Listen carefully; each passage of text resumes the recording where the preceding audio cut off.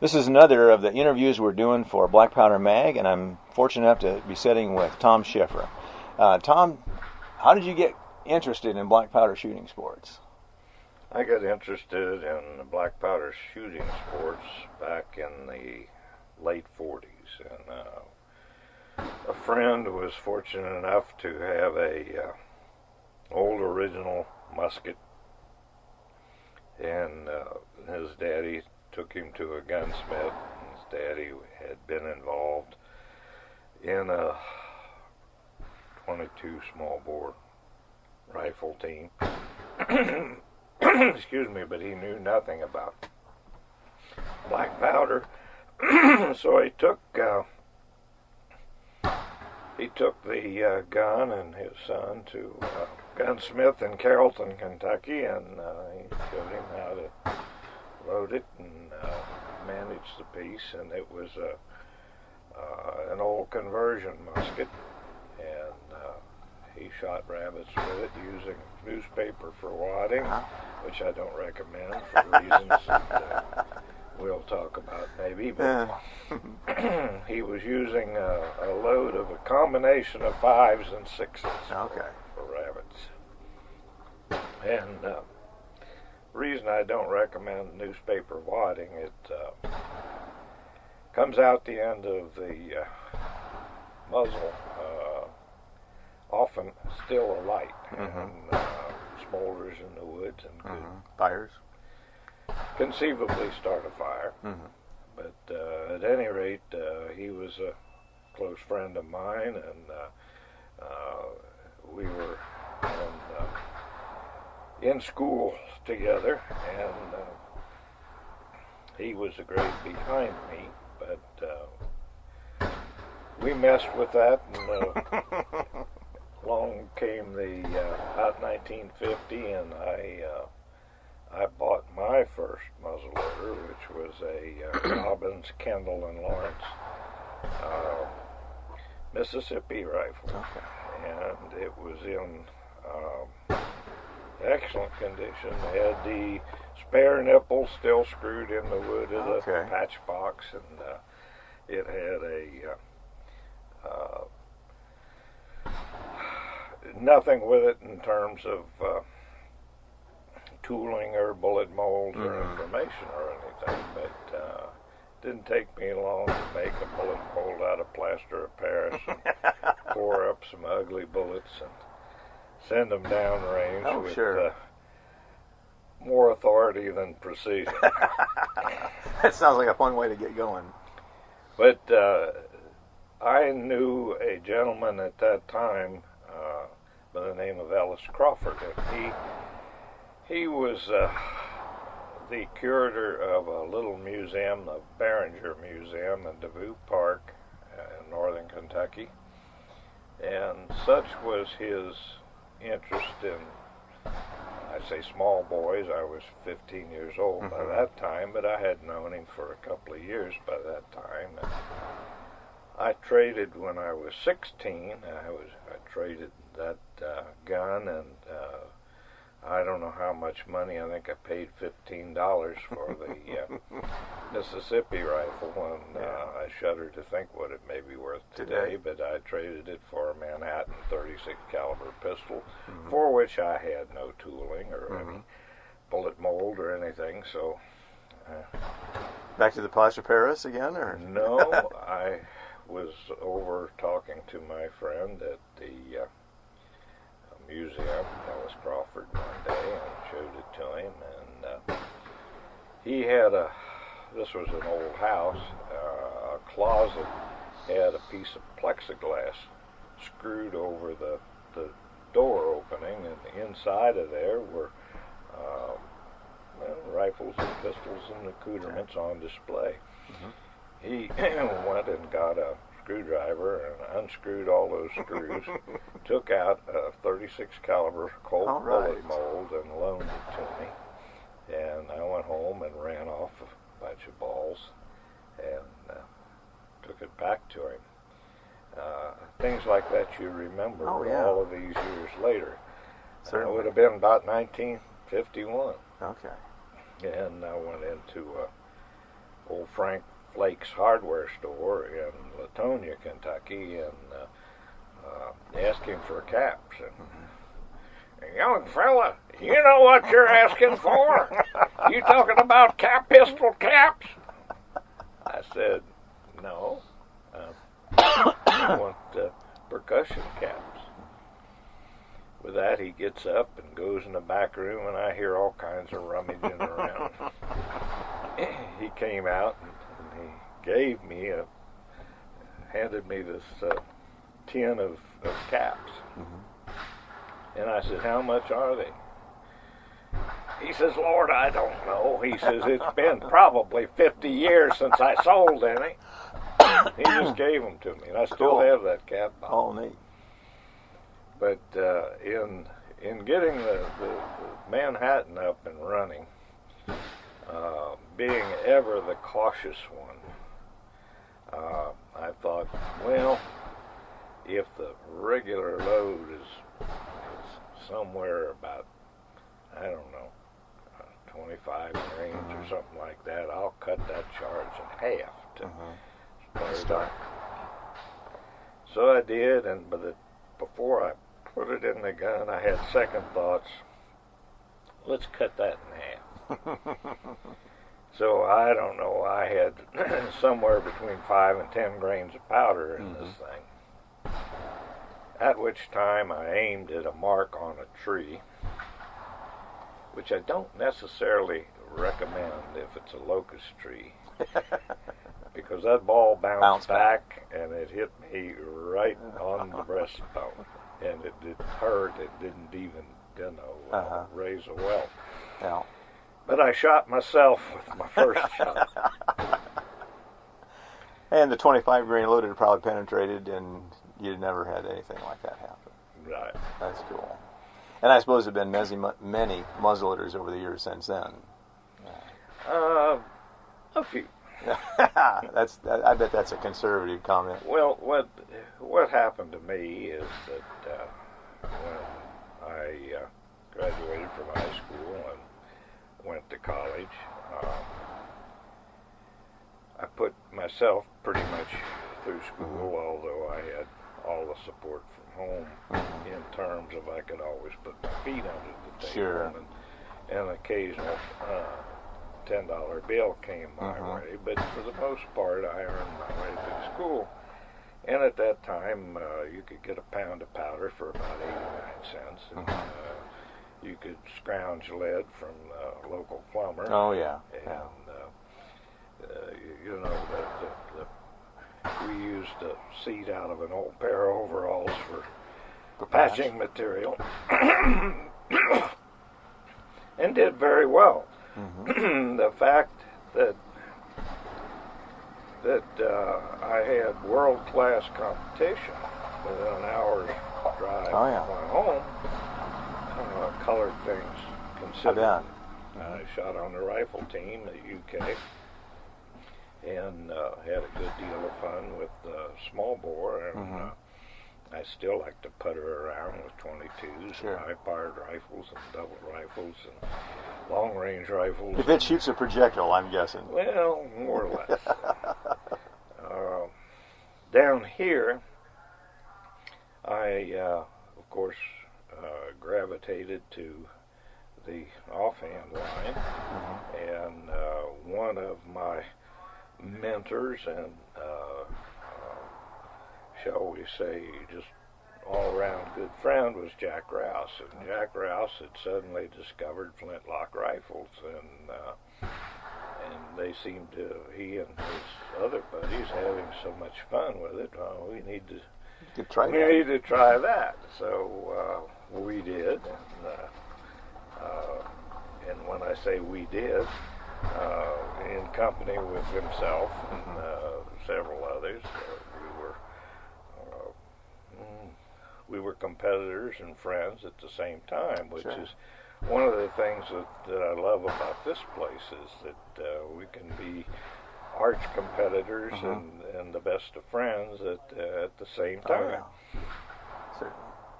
But as time went on, I was always attracted to things within the sport that other people were not doing. For instance, in my view, the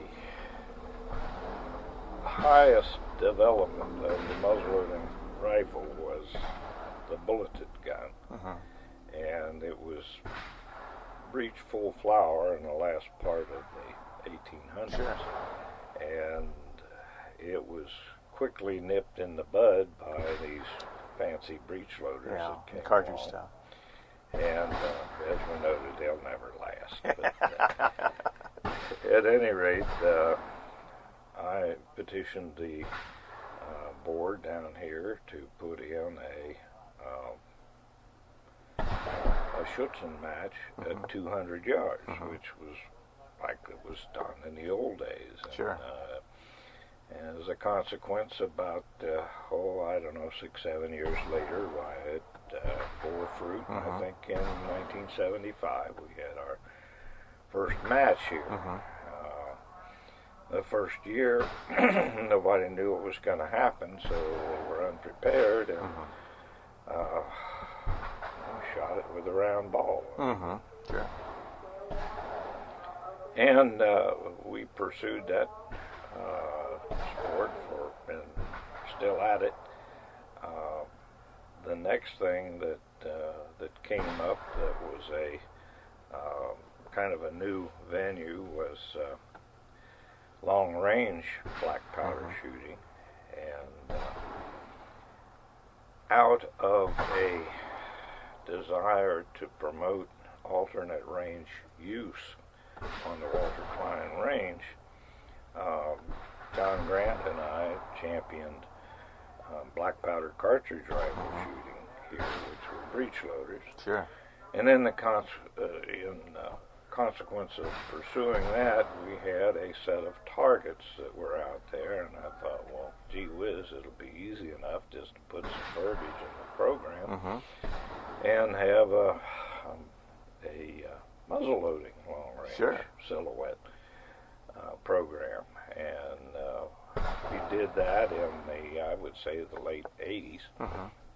And that is still going strong. That has spun off a match at Oak Ridge, Tennessee, which is going strong. They meet twice a year, and they shoot there out to 1,000 yards. And we now have programmed a match at Camp Atterbury. And one of the things about that was that, and is that the stipulation is that we're welcome to use the range, but the military has priority.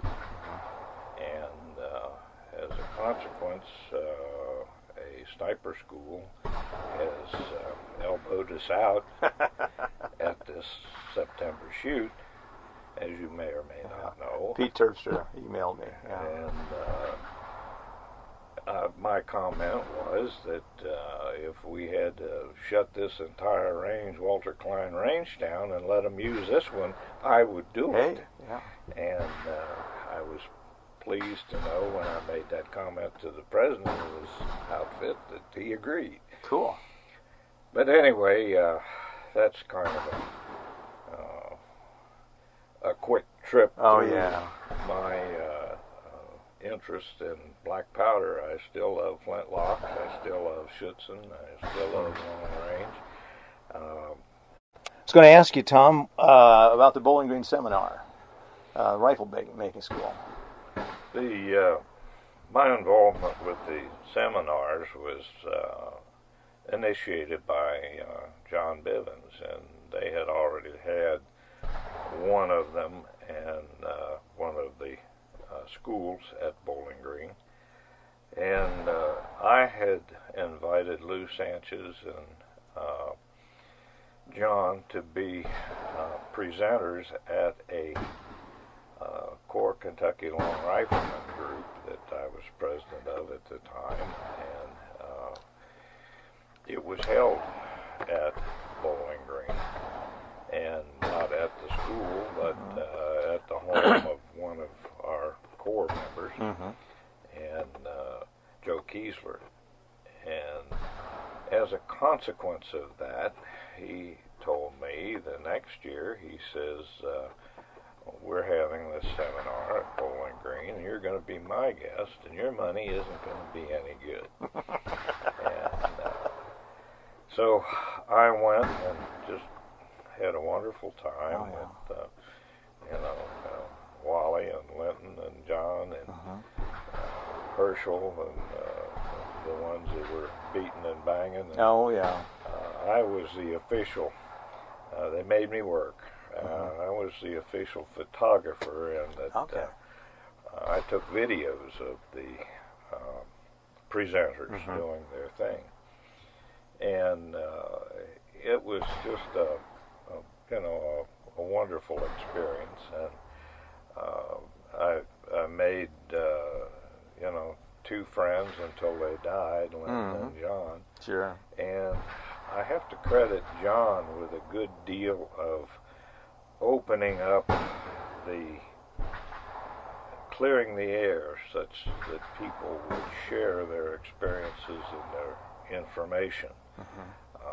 I have written a column for years and years in another magazine that had to do with the shooting sports, and what I figured was that most of us are professional people or blue-collar people. It doesn't matter. You're busy making a living, raising a family, and you don't have time to go out and do endless experimentation.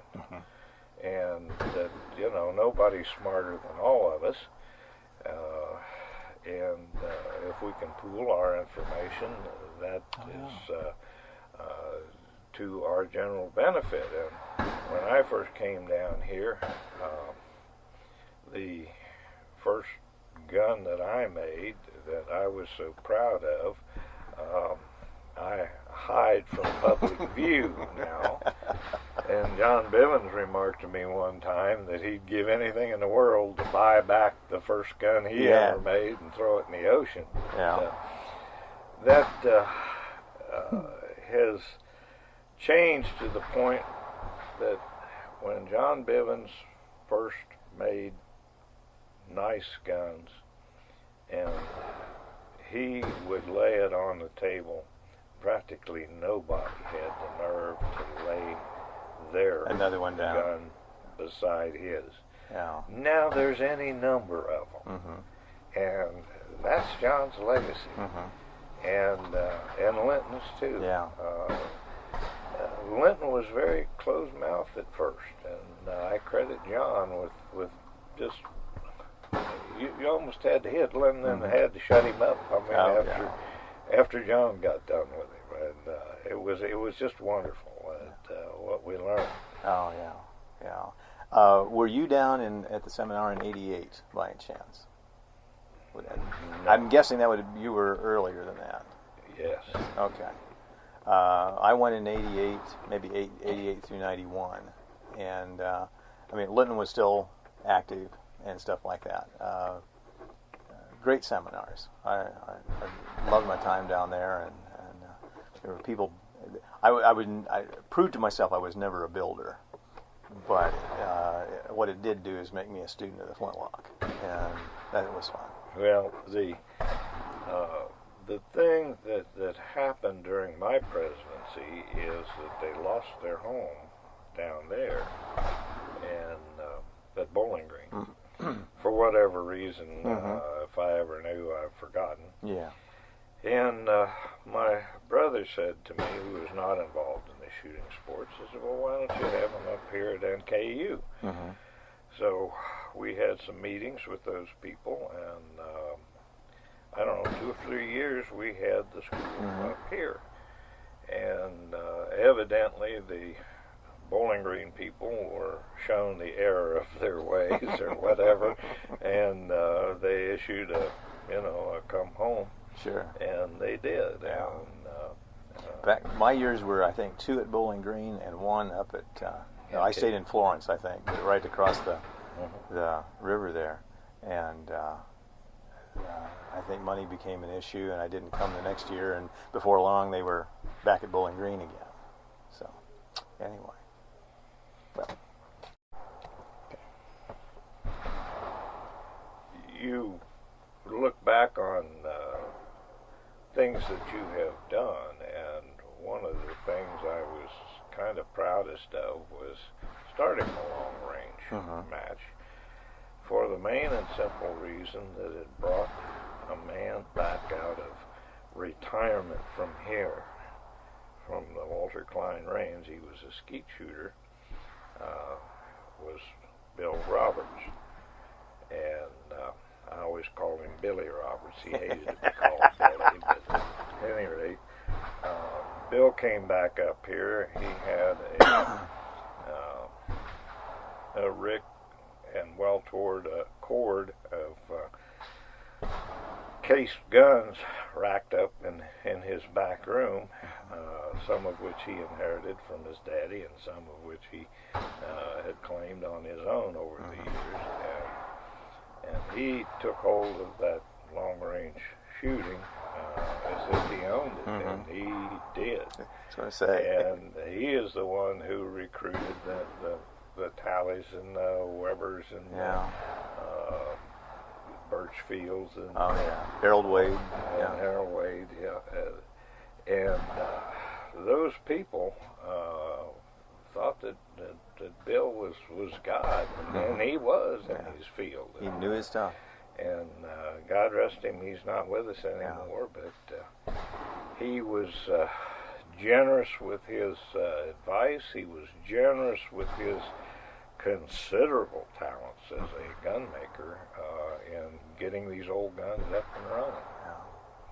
And I would just like to say that was a very satisfying thing to say that I did. I don't know if anybody else appreciates it, but that bunch down there, the Tennessee Mafia, as I call them, and when they come up here, you better keep your money in your pockets. I had a chance to shoot beside Bill down at Oak Ridge. That was an enlightening experience. Really, really interesting. Well, he and I were always kind of rivals in terms of who's gonna get the best. And don't misunderstand me. He'd do anything to help me, and I'd do anything to help him. Sure. But, I remember one time, I think Ike Lickett set the first 1,000-yard record. Stood at 75 for years and years, and then came along one day in a relay, and Bill shot a 76X,